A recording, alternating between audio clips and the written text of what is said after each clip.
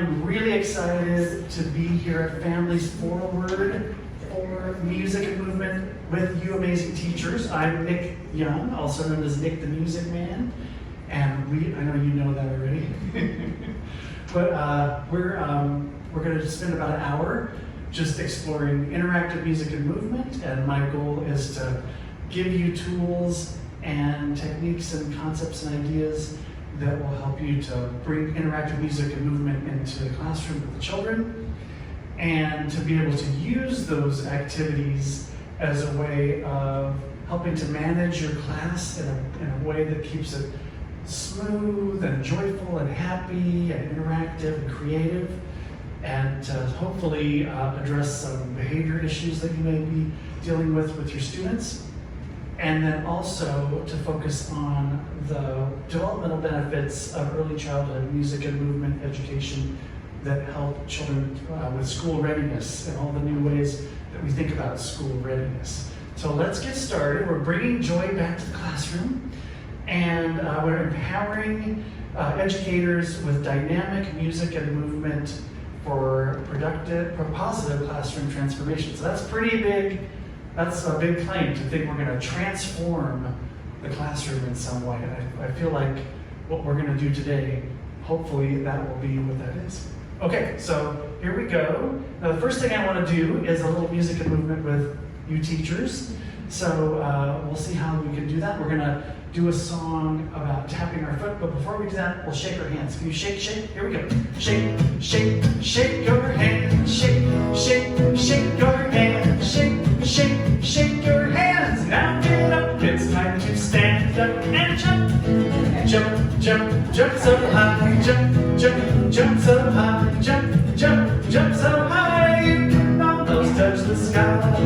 Jump and clap. Jump and clap. Jump and clap. Jump and clap. Jump and clap. Jump and clap. Jump and clap. Make your feet go clap, clap, clap. Now stretch to the sky. Stretch. Stretch up high. Stretch. Stretch up high. Stretch. Stretch up high with your fingers far and wide. Woohoo! Okay, friends. Now we're going to tap our foot on the floor. Show me how you tap your foot. Tap one foot. Make it bounce up and down. Woo-hoo! Now tap the other foot. Make it go to town.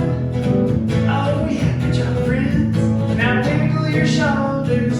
Turn yourself around. Woo-hoo! Now clap your hands. Clap your hands. Clap your hands. Clap your hands. Stomp your feet. Stomp your feet.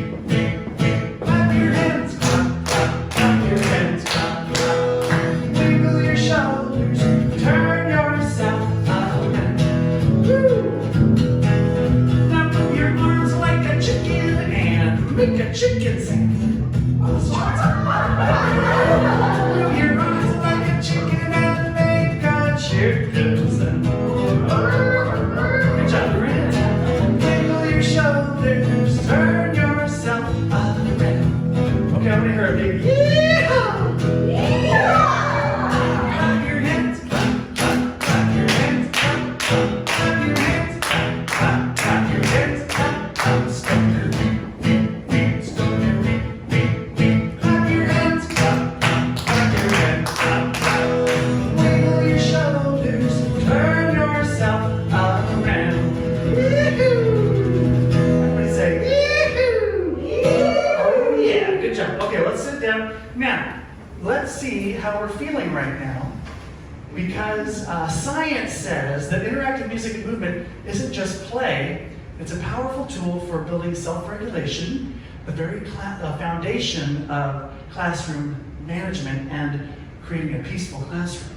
So self-regulation, also, studies show that music can reduce stress, and it can increase dopamine and reduce,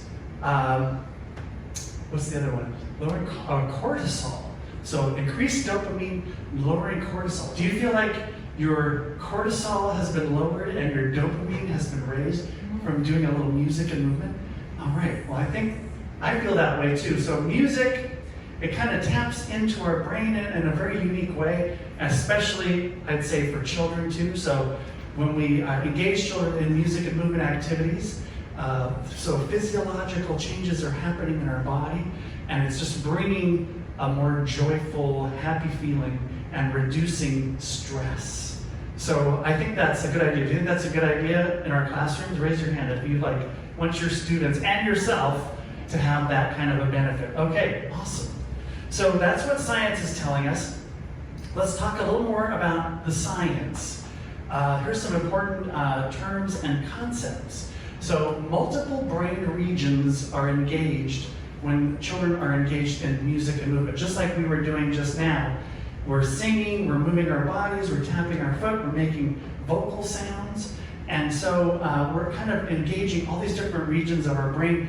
And I love this term. It's a neurological force multiplier. Sounds very technical. But basically, if you were scanning someone's brain while they were dancing, like you were just dancing, you'd see all these different areas lighting up in your brain, including, your auditory centers, your linguistic centers in your brain, your motor planning, because you're moving your body and your brain has to say, okay, I'm going to tap my foot, I'm going to wiggle my shoulders, I'm going to turn around, jump, clap my hands. And then a really technical sounding term, proprioceptive kinesthetic feedback, which just means body awareness. So you're developing your body awareness. And when children are developing their body awareness and their impulse control, because they're able to listen to the song and listen to you, the teacher, as you're guiding them and modeling the movements, tapping your foot, clapping your hands, those are ways that they are developing impulse control. And that is super important for developing a good class management environment and having a nice, smooth classroom that is a joyful place to be rather than a really chaotic and maybe stressful place to be. So robust and redundant neural pathways. So music and movement, like we're saying, it's a neurological force multiplier, and because of that, it's creating robust and redundant neural pathways in the brain. So the children are, in addition to just hearing the language, they're moving. So if we're saying, wiggle your shoulders, and they're actually wiggling their shoulders, they have this kind of double layer of learning and brain development happening. It makes learning more durable and recall more efficient. So they'll be able to, be learning about all the wonderful things that they're learning in preschool in an even more efficient way. And the corpus callosum is the part of your brain that connects the two hemispheres. So you've got your right brain and your left brain, and in between is the corpus callosum, and that's a whole bunch of nerves and neurons that transfer information and impulses between the two hemispheres of the brain. And so that is strengthened from the interactive music and movement. When we're strengthening that in children, that is a game changer for them to be able to process information, think clearly, be attentive, be present. And then the motor cortex. So you're moving, motor means movement. So they're developing their motor cortex, movement and cognition, enhanced memory, attention, and awareness. So this is all addressing children's brain development and how interactive music and movement impacts in a positive way brain development of children. Okay, so I just talked a whole bunch of super boring words, and I want to keep us moving, keep us engaged, just like I do with my students. I would never sit here and tell them all that boring stuff, but since you're grown-ups, you have to listen to it. So let's do a little more movement, and right now we're going to stand up, and we're going to, and just moving only to your level of comfort, so if there's anything you don't feel like doing physically, do not feel obligated to do it, just as much as you want to. You're free to modify however you want. Let's go ahead and do our song about moving our bodies like different kinds of animals. And the first one is a spider. So when we do this with students, the children are crawling on the floor, and you are very welcome to crawl on the floor. Usually somebody does, at least one, but we'll see. But you can also modify that just by being a spider crawling. But we're going to use all this space here. One of the important things about this kind of an activity that I call imaginative movement is we're moving together in the space. We're all together and we're kind of being creative in the way that we move and interacting with each other in that way. And one class management tool that I use is called the invisible bubble. So let's all put our invisible bubble around our body.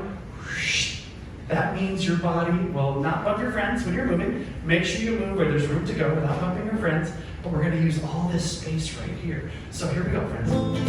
Spiders are creeping, woo!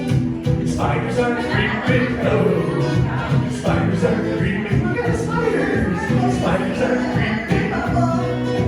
Creep around the circle. Stop now, slither like a snake. Snakes that slither, woo! Snakes that slither, good job, friends. Snakes that slither. Snakes that slither. Slither around the circle. Stop now, swim like a dolphin. Dolphins are swimming, jumping out of water. Dolphins are swimming. Dolphins are swimming. Woo! Dolphins are swimming. Good job, friends. Swim around the circle. Stop now, fly like a bird. Birds are flying all around the sky. Birds are flying. Woo! Birds are flying. Good job. Birds are flying. Fly around the circle. Stop now, walk like an elephant. Elephants walking. Elephants walking. Elephants walking. Elephants walking. Walk around the circle. Stop now. Back to your spot. Back to your spot. Woo. Back to your spot. Back to your spot. Sit down in your spot. Woo. Oh, excellent job. Okay, so did anyone have any observations or notice anything about that activity we just did? Animals on the move? Because I'll make an observation. What I noticed was we had our invisible bubble around us, and at first we were all kind of moving in all these random, wonderful ways, and we were saying, oh, there's my friend, I have to turn this way, not to bump into my friend, I got my invisible bubble around me. And then eventually, after a while, everyone was kind of going together in a circle, and it became like a cooperative, orderly kind of movement that we were all doing together. So both of those are excellent. And they don't both always happen, but it's interesting to notice that, and that happens with children a lot too, especially if they're familiar with a song that we're going to do later called "Go Riding on a Train." They kind of have this concept of going in a circle together, and they might kind of fall right back into that pattern together. Okay, that was wonderful, perfect. I think we reduced our stress, raised our joyous chemicals in our body, and gave ourselves. It's always I always love to kind of hear the sound of our voices that just bubble up as we're in these activities. Just a manifestation of that feeling of play and joy that is so vital for children, for young children, in their learning and in their development. Okay, so let's talk about school readiness. Years ago, maybe not that long ago, when we thought about school readiness, we really thought about it like, okay, kindergarten children need to know their ABCs, they have to know their shapes, their colors, their numbers, they need to be able to write their name, and some very academic skills that are great skills to have.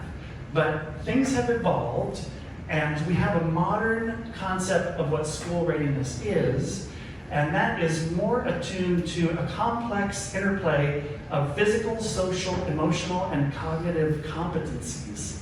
So we're not just talking about knowing your shapes and numbers, but much more importantly is their social development, their emotional development, social emotional literacy, being able to recognize feelings and emotions in ourselves and in others, and have empathy and support each other, support our fellow students as we're all having these different big feelings. Their physical development, which is super integrated in all of this, and cognitive competencies, just like we were talking about before. Also, according to the National Association for the Education of Young Children, a child's willing attitude, confidence, and curiosity towards learning. And so what could be a better tool for developing those traits than interactive music and movement, where the children are moving together and cooperating and getting into playing instruments and rhythm sounds and telling musical stories and cooperating together, building their confidence, their ability to work as a team, and their creativity and curiosity that's so vital to learning. And finally, the U.S. Department of Education and Head Start talk about a multidimensional state where physical, cognitive, social, and emotional development are all essential ingredients of school readiness. So this is, I think, what kindergarten teachers are looking for in their students as they come into the kindergarten classroom, leaving their preschool days, are these traits. You know, they're physically capable. They're able to move their bodies, control. They've got spatial awareness, body awareness. Their cognitive abilities are well developed. Their social and emotional development is on par. And those things are all going to be super important for them to be successful in kindergarten and as they progress through school and even in life, later on in life. So important. So in our workshop today, we're going to accomplish a lot of things. We're going to get inspired with our music and movement. We're going to learn how to stimulate engagement with our students in music and movement activities. We're going to have tools for effective class management. And we're learning skills that we can use to promote social and emotional literacy and development. And music, we're going to have music that we can use for transitions that help to make our preschool day run smoothly and with kind of like a joyful flow of energy as children are transitioning. And we all know transitions can be challenging for children, so when we use music as a tool for transitions, that can be super helpful to help the children and our whole classroom work together. So, just talking a little bit about the different developmental benefits again. We talked about the neurological force multiplier. Combining music and movement stimulates multiple areas of the brain simultaneously.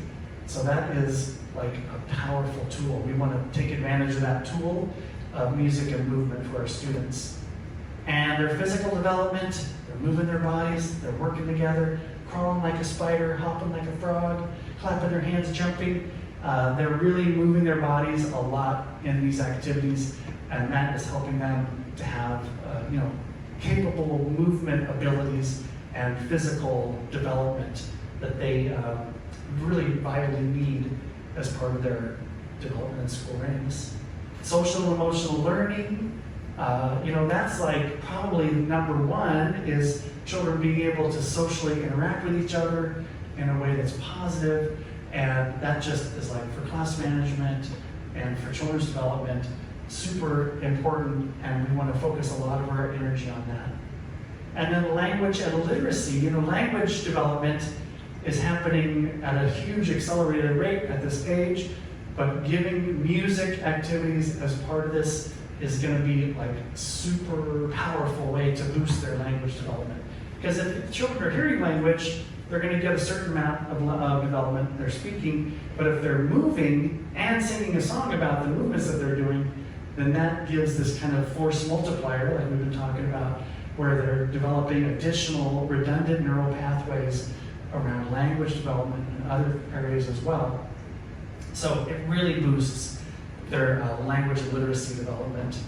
And then cognitive growth, patterns, sequences, and problem solving. And as we get into using instruments, telling stories, playing rhythm sounds, we're going to really address some of those patterns. And then multilingual learning, a lot of our students are learning a different language than their language that they speak at home. So music is an incredibly powerful tool to help them on their journey as they learn other languages. So, whenever a teacher like yourself is in a workshop like this, and you're like, my day is about 500% full already, and now, Nick, you're telling me I'm going to also be adding in this other new thing, music and movement, and I understand how that might sound like I've already got a really high full inbox on my desk. I'm going to put another thing on there, but maybe what music and movement does, it actually makes everything else that you're doing work better, makes your life easier and more fun, and brings joy, more joy into your classroom, into your life as a teacher, and into the lives of your students, and it helps your classroom work better. So maybe in some areas, music and movement is really like a tool that you can use to make your life as a teacher more joyful, more fun, and easier also. Okay, so in our music and movement today, and we are going to breeze through a whole bunch of stuff right now. So we've got 4 different areas of interactive music movement. Imaginative and directed movement, which we did with our song about tapping our foot, wiggling our shoulders. That was a directed movement kind of a song. And then the Animals on the Move was what we call an imaginative movement song, because it's not really directed, it's just crawl like a spider, hop, fly like a bird, swim like a dolphin.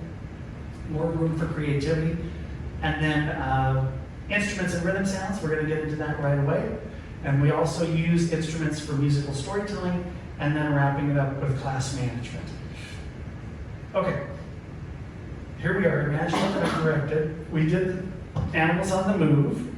So let's do another directed movement song. Let's stand up right now. We're going to tap our foot. Show me how you tap your foot. Tap, tap, tap. Tap your toes. Side to side is how it goes. Tap your toes on the road.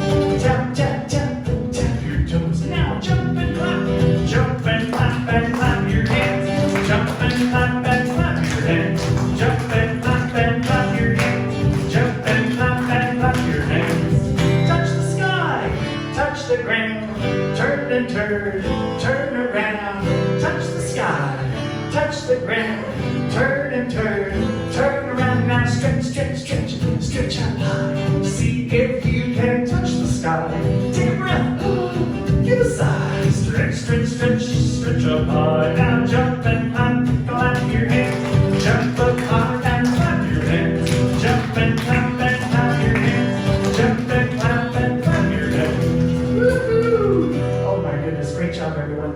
Okay, before you sit down, let's do one more. We're going to do the train song. I know a lot of you might be already familiar with this train song, but there are 3 sounds. The first sound is the whistle. It goes, woo woo. Can you say that? Woo woo. The conductor says, all aboard.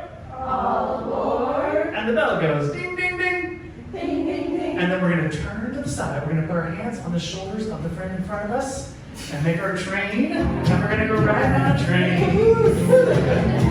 Riding on a train, riding on a train, going so fast. Riding on a train, whistle goes, woo woo. Whistle goes, woo woo. Whistle goes, woo woo. Riding on a train, riding on a train, riding on a train, going so fast. Riding on a train. The conductor says, all aboard. The conductor says, all aboard. The conductor says, all aboard. Riding on a train, riding on the train, riding on the train, going so fast, riding on the train. The bells go, ding ding ding. The bells go, ding ding ding. The bells go, ding ding ding. Riding on a train. Now we're going uphill, riding on a train. Climbing up the hill, riding on a train. Now we're at the top, riding on a train. Now we're going down the hill, riding on a train.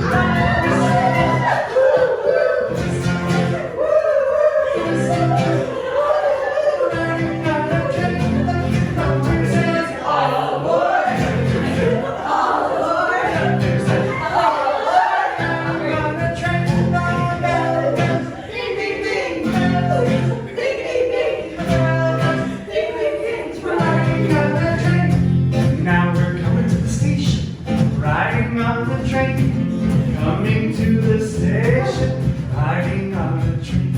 All we're all gonna sit back down, riding on the train. Woo! Good job, train riders! And that was awesome. Okay, good job. Okay, so that was sort of a how combination of a directed and imaginative movement type of song. So we're going to go right into instruments now. Now that we've raised our joyful chemicals in our body and we've reduced our stress with some music and movement, we're ready for instruments. So instruments and rhythm sounds. Now this is a part of the music time that the children love so much, and I always put it in the second half of my music time. So my music groups are 30 minutes long. Your teaching style may dictate a different length of time. You may just want to do a little music and movement or a whole bunch. You may want to do it every day, once a week, all day long for transitions. It's totally adaptable to your technique and your student population. But I always like to put my instruments in the second part because I know the children are really anticipating the instrument time, and that sort of gives them a little extra incentive, especially for those children with challenging classroom behaviors. Then they know those instruments are coming, so they kind of have to keep it together at the first part of the group, even if they feel like they just want to like roll on the floor and kind of go out of control. They're like, I gotta keep my body, gotta control my body, impulse control, gotta have my invisible bubble. And then over time, especially children that really are feeling challenged in that way, they learn over the weeks and months of music activities, they're developing that impulse control. And so they're like, okay, I get it. You know, I really want to play instruments. That's a big incentive for them to be able to stay focused on their classroom behavior in the first half of the music time. So here are the instruments I like to use in music time. I have a few different criteria that I recommend for instruments for music and movement. We have shakers, and we want to make sure they're durable. Sometimes you'll get shakers that will break easily, or there's a plug that gets pulled out and all the little beads and things come out, and then that's really not, it's just a mess and it's not really a good shaker. So we want to get stuff that's durable, but also, of course, safe to use. So nothing small enough for a child to swallow or put in their mouth. Strong and durable, easy to handle. I like those, the fruit shakers are really fun. I have some of those right here. I got my orange shaker. And then the egg shakers are great, especially for children with really small hands, and they're easy to hold and easy to manipulate. The scrapers are a nice thing to have in your collection. They make a really unique sound. They kind of involve a certain set of motor skills that the children can develop, of holding it and scraping it, and they'll try all different ways of using it. But as they're learning how to use it and make that really wonderful sound with it, they're developing their fine motor skills. This is an area where fine motor skills are really a big focus. And then we have our bells. Bells are great to use as long as the bells themselves are really attached very securely to the instrument and won't come off and become a choking hazard, so that's important.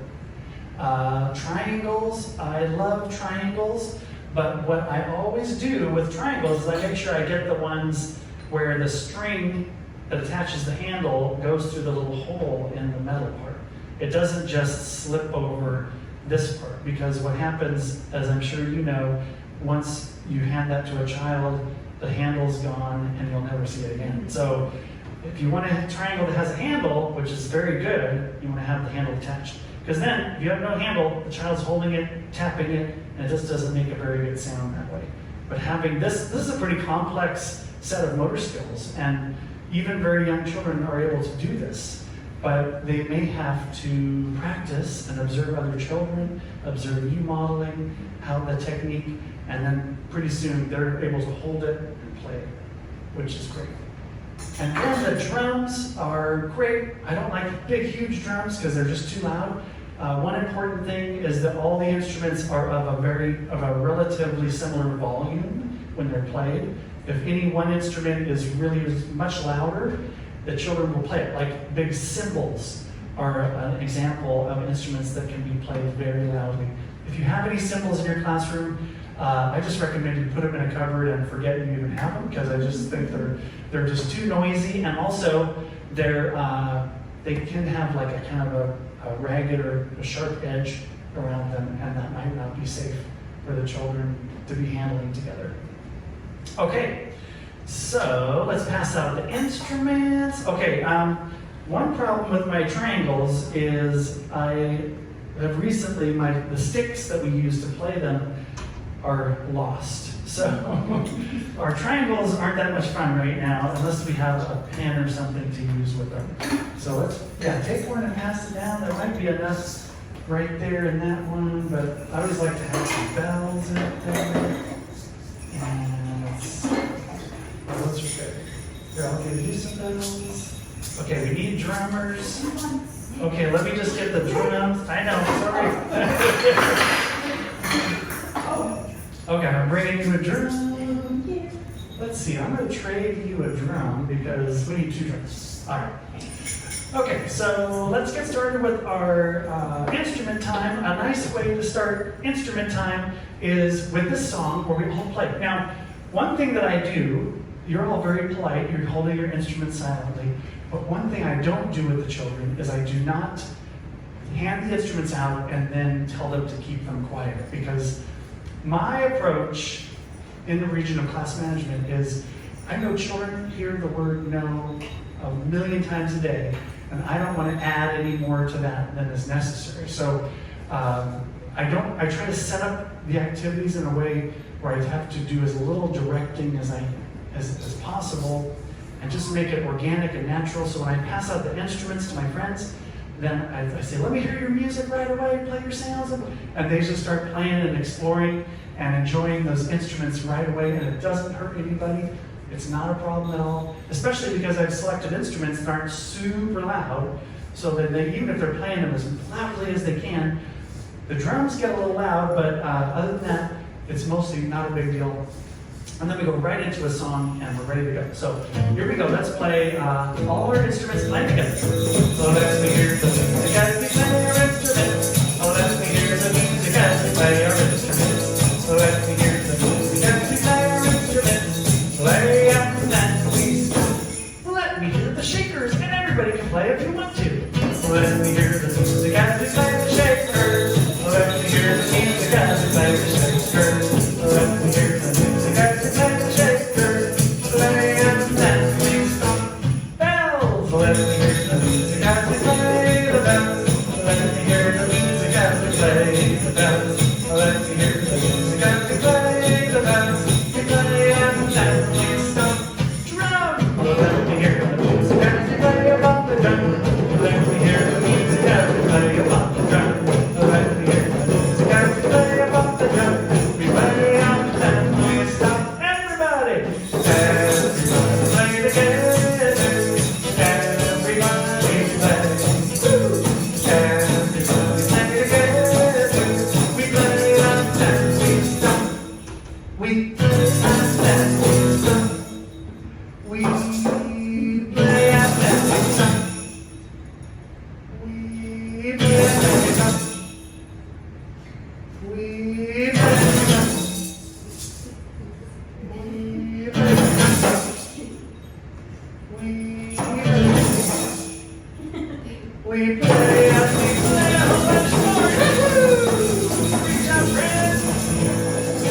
Okay, you know what one fun thing to do is, well, I teach my students, it takes a little while for them to get the concept, but I say we're going to pass our instrument to the person on our left. So let's do that right now. Our person on our left, we pass it down.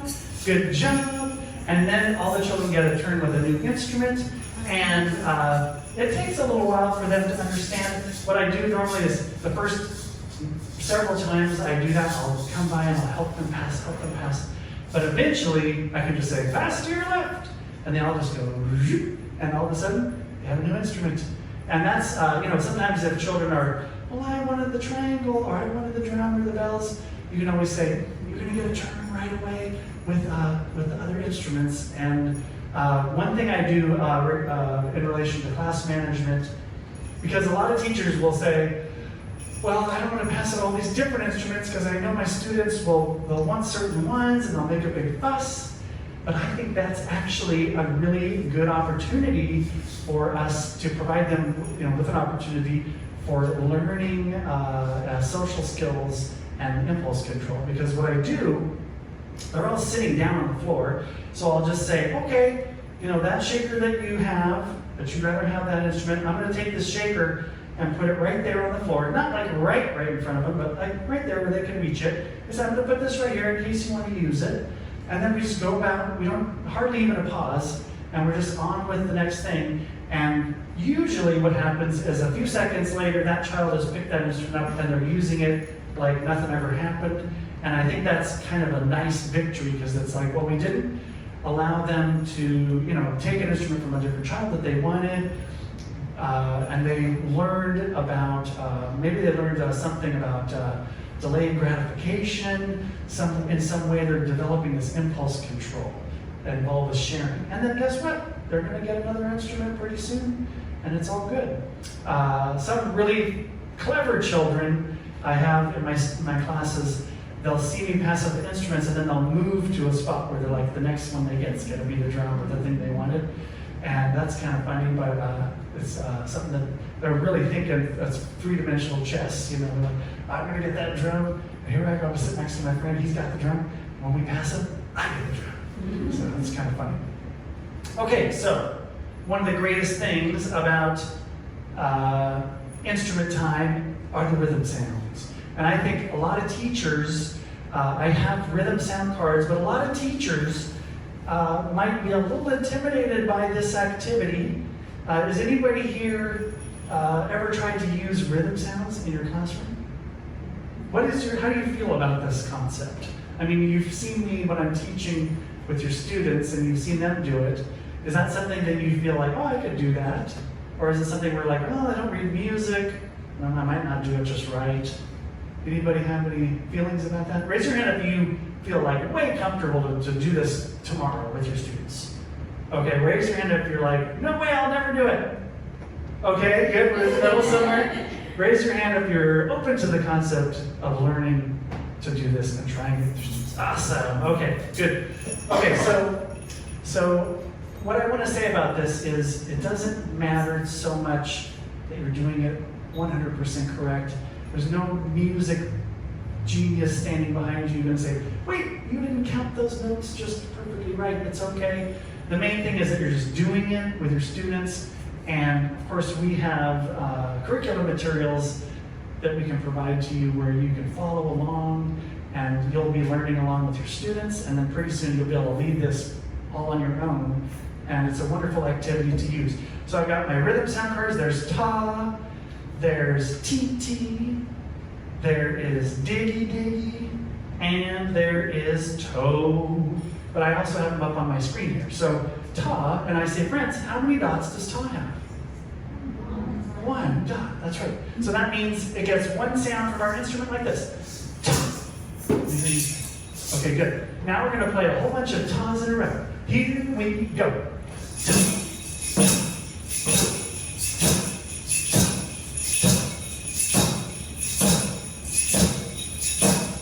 And stop. Good job. Now we have TT. Let's count the dots. 1, 2. And we say TT. Here we go.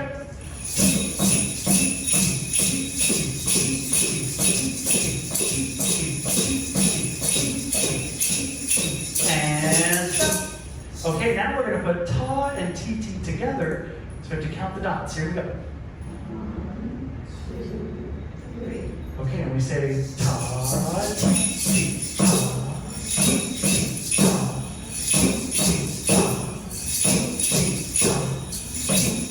and stop. Then we have diggy diggy. Let's count the dots. 1, 2, 3, 4. And we say diggy diggy diggy diggy diggy diggy diggy, and stop. And then we have toe. It's one long sound. We say toe, toe, toe.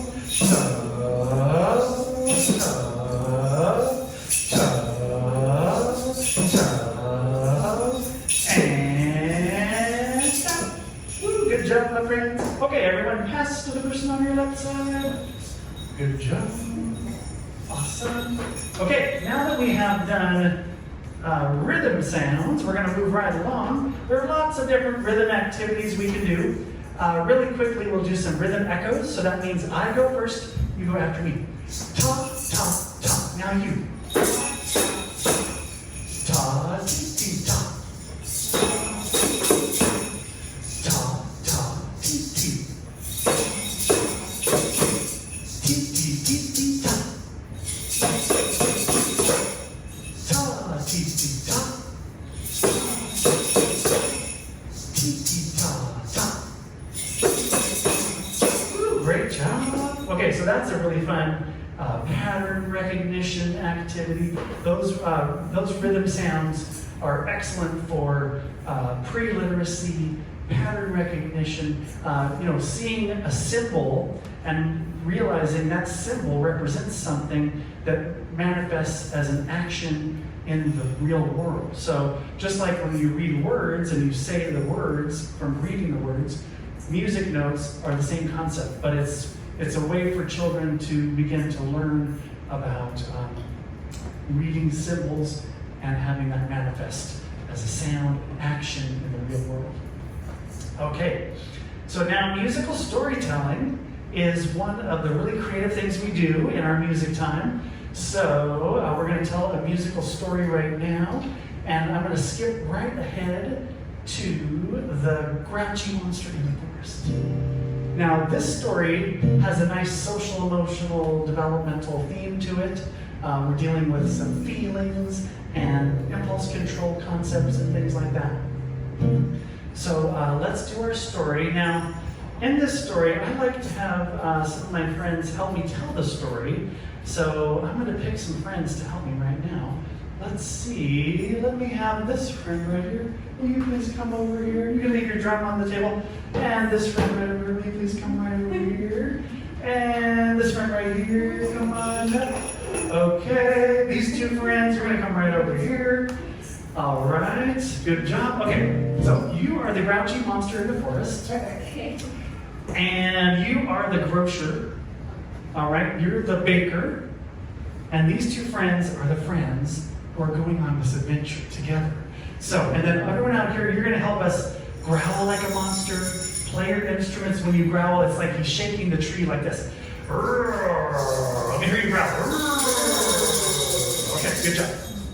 All right, once upon a time, there was a grouchy monster who lived in the forest behind a big old tree. And every time someone came walking down the pathway and walked past the tree, the monster would jump out and growl. Everyone who lived in the village nearby was afraid to go in the forest, except for these friends right here. They were not afraid. So one day they decided to have a picnic in the forest. So they got their picnic basket and they went to the bakery. Okay, so friends, you come over here to the bakery. And they were picking out some bread for their picnic. And the baker said, "Are you going to have a picnic at the park today?" You said, What? "Are you going to have a picnic at the park today?" Are you gonna go have a picnic at the park today? And you say, "No, in the forest." No, in the forest. And you say, "Don't go in the forest, it's too scary." Don't go in the forest, it's too scary. So they were not scared. So they got their bread and they went to the grocery store. And they were going up and down the aisles of the store, picking out all kinds of yummy, delicious food for their picnic. And so at this point in the story, I'm going to ask my friends, what's something you like to eat that makes you grow big and strong? Veggies. Okay, we'll put some veggies in there. Okay, how about you? What do you like? Candy. Candy? Does that make your body strong? Yes. It does? Okay, we'll have a little candy for dessert. That happens every time. So thank you for that. Okay, what about you? What do you like to eat? Fruit. Okay, let's put fruit in the basket and Water. water. Okay, we have water. All right, we got some veggies, fruit, and water, and a little candy for dessert. Okay, and then they were buying their food, and the grocer said, "Are you going to have a picnic at the beach today?" Are you gonna have a picnic at the beach today? And you say, "No, in the forest." No, in the forest. You say, "Don't go in the forest. There's a grouchy monster there." Don't go in the forest. There's a grouchy monster in there. And you say, "We're not scared." We're not scared. So they got all their food and they went to the forest. They come down the pathway. They came by the big tree. Out jumped the monster. She growled. scared. And so she growled even louder. And they were still not scared. They said, "Monster, don't you have any friends?" Monster, don't you have any friends? And she said, "No, and all I have to eat are yucky bugs." All I have to eat is yucky bugs. And they said, "Why don't you have a picnic with us?" Why don't you have a picnic with us? And she said, "Okay." Okay. So they got out their food, they got out the veggies, they got out the fruit and the water and then even the candy for dessert. And they all shared it, and they all ate their food. And then the rash monster had a whole bunch of yummy food. Her tummy was full of good, yummy food. She was not grouchy anymore. She turned into a friendly monster. Everyone said, "Yay!" And after that, the monster had lots of friends, and no one was afraid to go in the forest ever again. The end. Good job. Oh, man. You did a great job, friends. Woo! Okay, so we're using our instruments, using our voices, a little dramatic play with the musical storytelling. Okay, so music and social emotional literacy. So what is social emotional literacy? Does anyone have a thought about that they could share? Well, literacy means like understanding, being able to correctly perceive things. Like literacy usually refers to reading and being able to read and write. But in this case, we're talking about feelings and emotions. So what we want by age 5 is that these children that we work with are able to have social emotional literacy around these 6 emotions. So happy, sad, angry, afraid, surprised, and disgusted. So if they have literacy with these 6 emotions by age 5, it has a major impact. Many studies have been done on their development as people and their success in school and even in life, careers, relationships. Much more important than those academic things that we used to think of as so important for school readiness, like your shapes, your numbers, your letters, your colors. Those things are great, but this is way more important for children to learn and to have success. And it's helpful for us as teachers in the early childhood classroom that they're developing these skills and abilities because it's going to make our classrooms better. It's going to make them work better, make the children be able to interact with each other in a positive way. But also it has that ongoing benefit that happens throughout the rest of their lives. So let's go ahead and take a look at these. We've got some photos here. It's really good for children to see actual photos rather than illustrations, so they really get this concept. So we got our happy, sad, angry, afraid, surprised, and disgusted images there. And we can use our songs and stories to help the children gain this literacy. Also, just the way we interact with children when they're having big feelings. And I know you are all experts at this, but just, not saying to a child who's having a big emotion, that's not okay to be expressing that emotion. That's something that I think in our culture, we really want children to be docile and just easy on us as adults, and that means that they're not expressing feelings as much. But what we want to do is be able to allow them to experience those feelings, acknowledge those feelings, and process through those feelings in a way that's healthy and developmentally appropriate and beneficial to them and everyone around them. So let's do a song. We can use our instruments, and we're going to do the Feeling Faces song, where we get to use our faces to show all these different feelings. Feeling faces, show me how your face looks when you feel happy. Feeling faces, show me how your face looks when you feel sad. Feeling faces, show me how your face looks when you feel angry. Feeling faces, show me how your face looks when you feel afraid. Feeling faces, show me how your face looks when you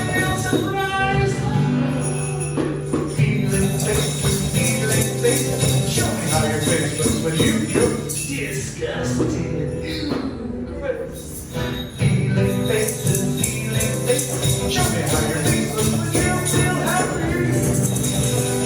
Good job, my friends. So that's just one example of a way that we can use music to help children develop their social and emotional literacy. You know, once children are having those big feelings, we want to provide them with a way of processing through them, and so that they can learn the skill of being able to have a big feeling and then to move through it and process through it and come out the other side, ready to re-engage with the world. So we also have a song called the Calming Down Song. So we'll do that song right now. Take a deep breath, let it out softly. Take another breath, count to 10 slowly. 1, 2, and you can use your hands to show the numbers.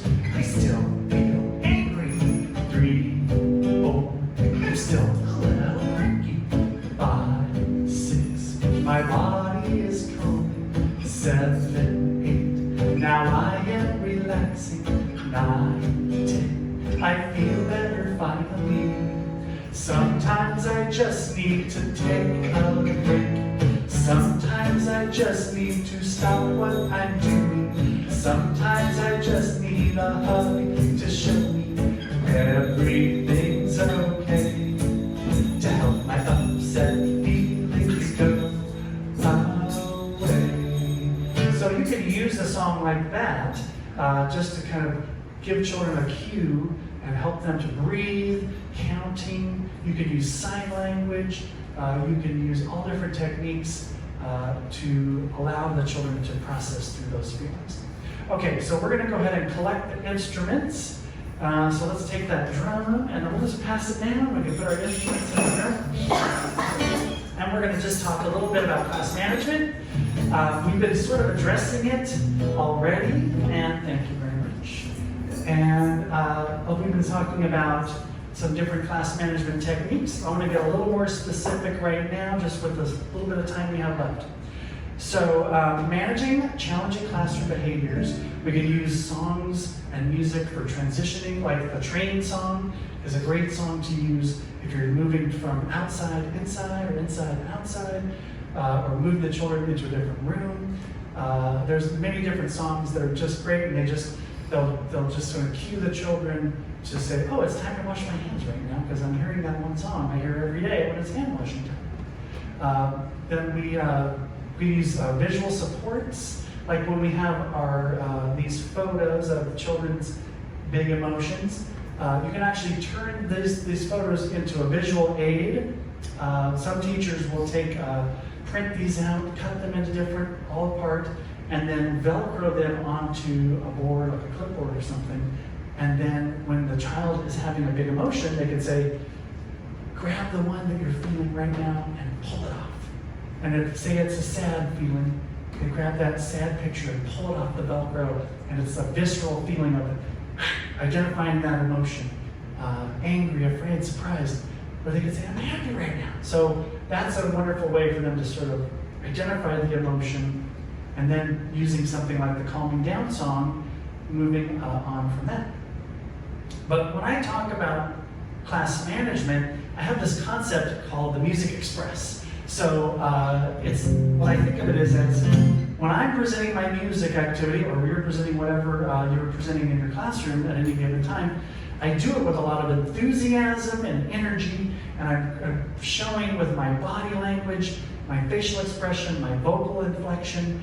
I'm so into this thing we're doing right now. This is super fun, I'm excited about it. And that energy is picked up by the children, and they're gonna feel like they want to engage with whatever it is you're presenting. So they get on the Music Express, like you just kind of, here we go, friends, we're going on the Music Express. And then you keep that momentum going. So you get them engaged, and then you continue a brisk pace throughout. For me, it's the music time. For you, it could be any other activity or set of activities in your classroom. You just are like one thing to the next, to the next, to the next, and it's all kind of maintaining this energy and flow, and that really helps, rather than where you're just like, okay, we did this one thing, now I've got to pause, and everybody, wait, hold on, I'm going to go over here and get my thing or look something up. then you run into the problem they're going to get off the Music Express and they're going to go look for something else to do that's interesting. So as much as you can, I recommend that just keeping that brisk pace from one thing to the next to keep them engaged. And really choosing material that's super engaging for children. So make sure when you select the activities, the music and movement activities or other activities, that it's engaging, it's interactive. Interactive is key, so they have something to do, some way to participate in the activity rather than just passively receiving whatever it is you're presenting. And then while things are going on, like for instance, when we're doing our tap our foot song, and I have two friends that like to wrestle each other on the playground, I might just say, hey, I've got a special spot for you right over here. Come on, right over here. This is your special spot right over here. Come on, come on, come on. I know, I'm Kentucky. And that child, I just move that child to a new place. I don't even stop the song. I don't say you did something wrong. I don't shame them or embarrass them in front of their friends. I'm just like, this is your special spot. And you know, they kind of understand what's going on, but there they go to their special spot. And I've adjusted the chemistry of the group without having to, stop my Music Express. So I keep the Music Express going, adjusting things as I go along as much as I can. Because as soon as I stop and say, hey, don't hit your friend, or something like that, it's like, oh, everything stops, everyone's like, what's going on? And I'm losing the group. So I don't want to do that. I just want to adjust things, keep the momentum, keep positive. I don't have to make it like anybody did anything wrong. I just am adjusting, and I'm giving them choices. That's another big thing. So challenging classroom behavior is all about giving choices. So a child that has challenging classroom behavior, I'll say, okay, do you have your invisible bubble around your body? I notice your body's bumping into your friends. Are you able to make your body ready for music today? So I'm giving them choices, and a lot of times they're like, oh, I'm good, I understand, I'm choosing to control my body and impulse control. Or if not, they may have to take a break and come right back when they're ready. Or if that doesn't work, take a longer break. And then the next time I come to work with that group of children, I'll just meet with that child for about 3 seconds. And I'll say, I know you're going to have the best time in music. You're going to play the instruments. It's going to be so fun. But if I notice your body's not ready for music, I might have to ask you to take a break. So that is a way for me to give choices. And depending on the child, and depending on any given day, that might be all that's necessary. Or they may need to take a break again that day. And over time, those children with those challenging behaviors are learning. This is like a laboratory for them to learn impulse control. And that is how our classrooms run so much better when all the students are learning that together. Okay, so to wrap up our music time, our little workshop today, I want to thank you so much for participating. This is wonderful. We're going to finish up with a happy dance. So let's stand up. Now, whenever I do a song with the children, I always give a little introduction so they know kind of what's coming in the song. I'm going to say, for this song, there's kind of a lot going on. It's the happy dance. It's like a celebration dance. So in part of it, I'm going to say, give yourself a cheer. And when I say that, I want you to say, yay, really loud. Okay, so let's practice. Give yourself a cheer. Yay! That was like a 1. I'm looking for 10. Okay, give yourself a cheer. Yay! Okay, that's much better. Okay, and then there's a part where you're waving your hands, you're going to be jumping, you're going to be dancing. Okay, here we go. Ouch, I skinned my knee. Then we got stung by a bee. Okay, let me see. You do the same to me. A dog just ate my shoe. Please tell me what to do. You've got to reach up to the sky. Okay, reach your hands. Wave from side to side. Back to knees like this. Give it a little twist. Jump and clap your hands. I know that you can. Slide right over here. Give yourself a cheer. Yay! Okay, now do your happy dance. Like when you're so happy, you just start dancing. Do it, happy dance. Come on, give it a chance. Pretty soon you will see.